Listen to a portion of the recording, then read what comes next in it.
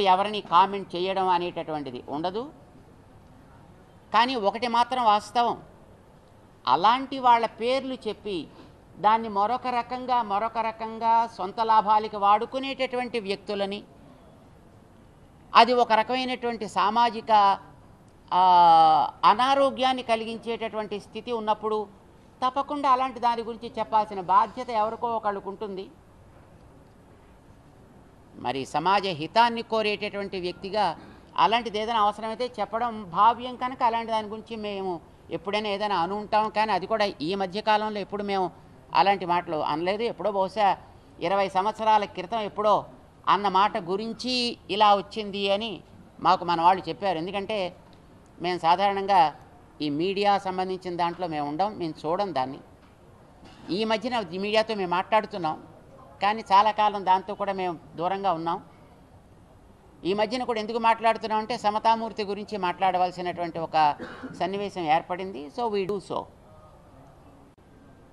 అయితే దాంట్లో మేమేదో గ్రామ దేవతల్ని తూలనాడినట్లుగాను, తద్వారా ఆదివాసీలందరికీ కూడా అది ఒక అవమానకరంగా భావించినట్లుగాను కూడా చాలామంది అనుకుంటున్నారు. బహుశా వారు దాన్ని సవరించుకోవాల్సినటువంటి బాధ్యత ఉంటుంది. మేము ఎప్పుడూ ఎవరిని కూడా అందులోనూ ఆదివాసీల కోసం స్కూల్స్ పెట్టి, ఆరోగ్య శిబిరాలని పెట్టి, ఇంతవరకు భారతదేశంలో బహుశా ఏ సంస్థ చేయని కార్యక్రమాలు మన వికాస తరంగిణి సంస్థ చేసింది. వికాస తరంగిణి అనేది మాదొక సేవా సంస్థ. అందులో ఆరోగ్య వికాస్ అనేటువంటిది ఒక విభాగం, విశేషించి మహిళల ఆరోగ్య విభాగం. ముఖ్యంగా మహిళల్లో క్యాన్సర్ అనేది చాలా భారతదేశంలో ఎక్కువగా ఉన్న విషయం మన వాళ్ళందరికీ తెలుసును. అందులోనూ సర్విక్స్ క్యాన్సర్, బ్రెస్ట్ క్యాన్సర్, ఇవి రెండు చాలా ఎక్కువగా ఉంటాయి. ఇలాంటి వాటిని ముందే గుర్తించి వాటికి మందులు ఇచ్చి వాటిని తగ్గించి వాళ్ళకి ఆరోగ్యంగా ఉన్నట్టయితే, ఒక మహిళ ఆరోగ్యవంతురాలైతే ఆ కుటుంబము, ఆ గ్రామము, వాళ్ళ బంధువర్గం అందరూ కూడా ఆరోగ్యంగా ఉంటారు. మగవాడికి ఆరోగ్యం చెడితే పెద్ద ఇబ్బంది ఏం లేదు, 2 పూటలు పడుకుంటాడు, తర్వాత పని చేసుకుంటాడు మళ్ళీని.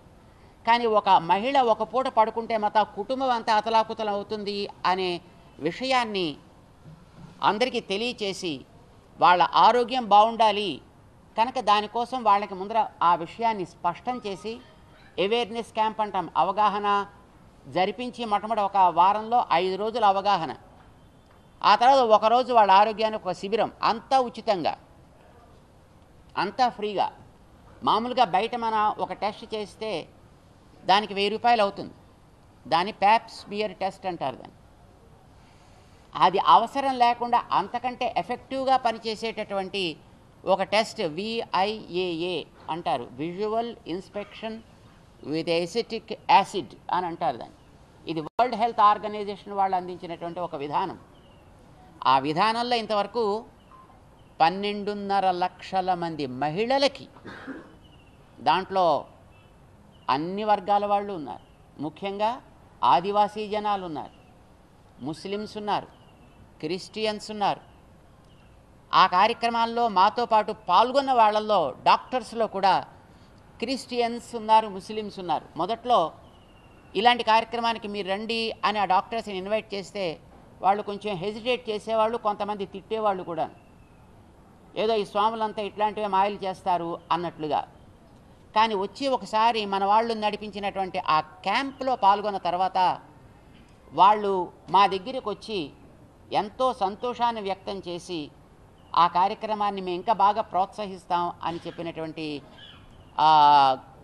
క్రిస్టియన్ డాక్టర్స్ కూడా చాలామంది ఉన్నారు, ముస్లిం డాక్టర్స్ కూడా చాలామంది ఉన్నారు. మనకది ముస్లిమా, క్రిస్టియనా, ఆదివాసీయా, హరిజన, గిరిజన అనే ప్రశ్న లేనే లేదు.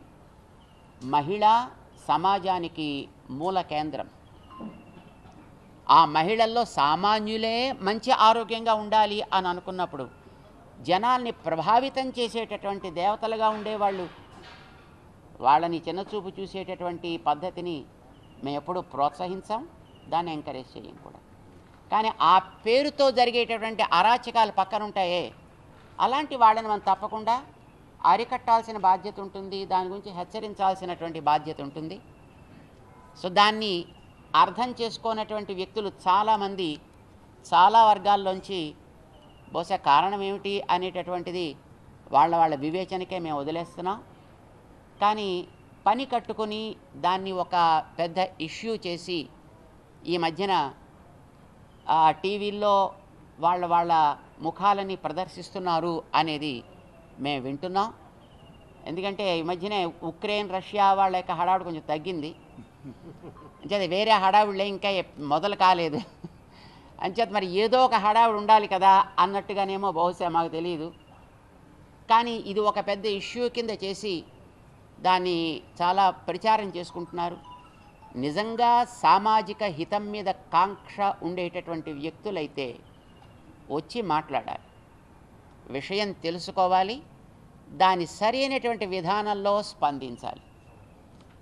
కేవలం వేదికలెక్కి టీవీలెక్కి వాటి ముందర నిలబడి కేవలం వాళ్ళ యొక్క భావ ఆవేశాన్ని కక్కుకోవడం అనేటటువంటిది వాళ్ళ పబ్లిసిటీని కోరుకునేటటువంటి వ్యక్తులు చేసుకునేటటువంటి ఒక అల్ప ప్రచార కార్యక్రమాలు తప్ప నిజానికి సామాజిక హితం అనేటటువంటి దాంట్లో అవకాశం ఉండదు.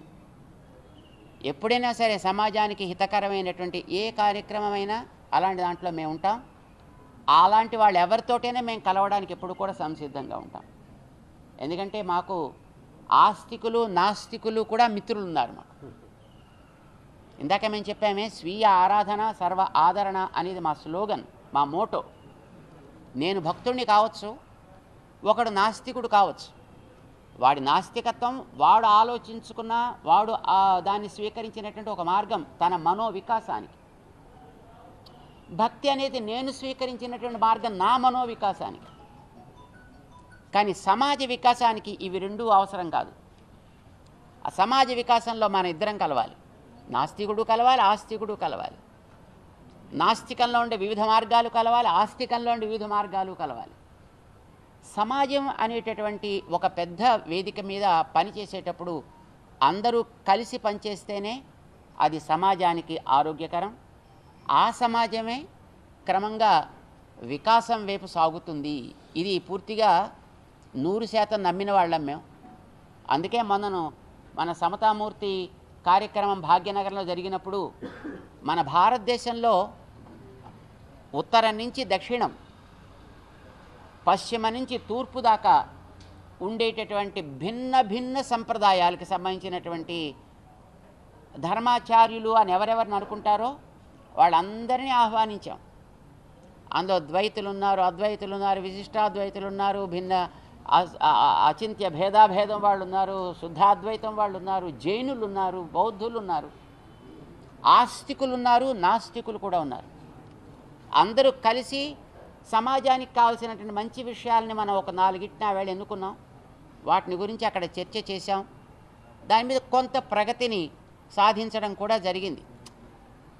ఎందుకు ఈ మాటని ప్రస్తావన చేస్తున్నాం అంటే, కేవలం పబ్లిసిటీ కోరుకొని సమాజంలో ఉండేటటువంటి టీవీల ద్వారా అమాయకులైన ప్రజలని రెచ్చగొట్టడం అనేటటువంటిది సులభం, కానీ అది సమాజానికి హితం కాదు. సమాజ హితం నిజంగా కాంక్షించేటువంటి వ్యక్తులు ఎప్పుడు కూడా కూర్చుని ఆలోచన చేయాలి, దాని మీద ఒక నిర్మాణాత్మకమైనటువంటి ఒక రెజల్యూషన్స్ పాస్ చేసుకోవాలి, వాటిని అమలు పరిచేటువంటి ప్రయత్నం చేయాలి. అలాంటి దాంట్లో మేము ఎప్పుడూ కూడా బద్ధ దీక్షితులమై ఉంటాము అనే విషయం బహుశా మా పరిచయం కలిగిన వాళ్ళందరికీ తెలుసును.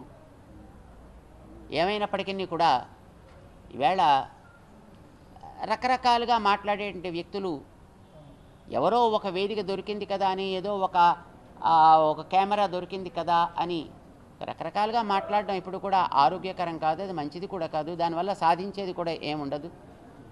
ప్రజల్ని రెచ్చగొట్టడం అనేటటువంటిది అది తాత్కాలిక ప్రయోజనాలను నెరవేర్చవచ్చు, కానీ దీర్ఘకాలికమైనటువంటి ప్రయోజనాలకు అది ఎప్పుడు కూడా మంచి పద్ధతి కాదు అనేది తెలుసుకోవడం చాలా అవసరం అని మేము సూచన చేస్తున్నాం. ఏదైనప్పటికీ కూడా ఈవేళ లక్ష్మీదేవి పుట్టినరోజు, మహిళా లోకానికి మరొకసారి మేము మంగళాశాసనం చేస్తూ, సామాన్యులు కావచ్చు, దాంట్లో దేవతల్లో ఉండొచ్చు, ఉత్తమమైనటువంటి సామాజిక ప్రగతిశీలక కార్యక్రమాల్లో ఇన్వాల్వ్ అయినటువంటి వాళ్ళు కావచ్చు. అలాంటి నారీమణులందరికీ కూడా మేము అనేక మంగళాశాసనాలు చేస్తూ ఈ సందర్భంగా మేము మీ అందరికీ కూడా సమాజహిత కార్యక్రమాల్లో మనందరం కలిసి ఉందాం, అందరం కలిసి పనిచేద్దాం, మంచిగా పనిచేద్దాం, అందరినీ గౌరవిద్దాం. మనకి serve all beings as service to God అనేది మన ఒక స్లోగన్. చెట్టు పుట్ట గట్టు అన్నిటినీ గౌరవించాలి అనేటటువంటిది మన నియమం. మన భారతీయ సంప్రదాయమే ఆ విషయాన్ని మనకి చెప్పింది. ప్రతి పండగలో కూడా మనం పాటిస్తున్నాం. ప్రతి దేవతతోటి మనం దాన్ని పాటిస్తున్నాం. ప్రతి దేవతకి మీకు అందరికీ తెలుసు, ఒక జంతువు కలిసి ఉంటుంది, ఒక పక్షి కలిసి ఉంటుంది, ఒక చెట్టు కలిసి ఉంటుంది, ఒక ఆకు కలిసి ఉంటుంది, ఒక కూర కలిసి ఉంటుంది, ఒక రకమైనటువంటి ఒక తినే పదార్థం కూడా స్పెషల్గా దానికి ఉంటుంది. మనకి దసరా వచ్చిందంటే ఒక మామూలు ఏ పూజకి అవకాశం లేనటువంటి ఒక జమ్మి చెట్టు, దాన్ని పూజ చేస్తారు. ఆ వేళ భగవంతుడు పూజ చేస్తాడు దానికి. మరి వినాయక చవితి వస్తే ఆ వేళ అన్ని రకాల ఆకులు గరిక దగ్గర నుంచి పట్టుకొచ్చి పత్రిగా ఆ వేళ పూజ చేస్తారు. ఒక ఎలక దానితోటి పాటు ఆరాధనలు అందిస్తారు. ఒక ఉండ్రాయి ఆ వేళ తినే పదార్థంగా పెడతారు. మన సంప్రదాయం నిజంగా చాలా గొప్ప సంప్రదాయం. మనం ప్రకృతిని ప్రాణికోటిని అన్నిటినీ గౌరవించడం మన యొక్క విధానం, పద్ధతి, బాధ్యత కూడా. ఈ బాధ్యతలో అందరం కలిసి పనిచేద్దాం, అందరం మంచికి నిలబడదాం. మీ అందరికీ కూడా మేము అనేక మంగళాశాసనాలు చేస్తున్నాం. హాయ్ ఫ్రెండ్స్, మా టుడే టుమారో యూట్యూబ్ ఛానల్ చూస్తున్నందుకు చాలా థ్యాంక్స్. మరిన్ని లేటెస్ట్ వీడియోస్ కోసం వెంటనే సబ్స్క్రైబ్ చేయండి. అలాగే ఈ బెల్ ని కూడా రింగ్ చేసేయండి. మా నోటిఫికేషన్స్ అన్ని మీ మొబైల్లో వస్తాయి. అలాగే మా వీడియోస్ మీకు నచ్చితే లైక్ చేయండి, షేర్ చేయండి, నచ్చకపోతే కామెంట్ చేయండి.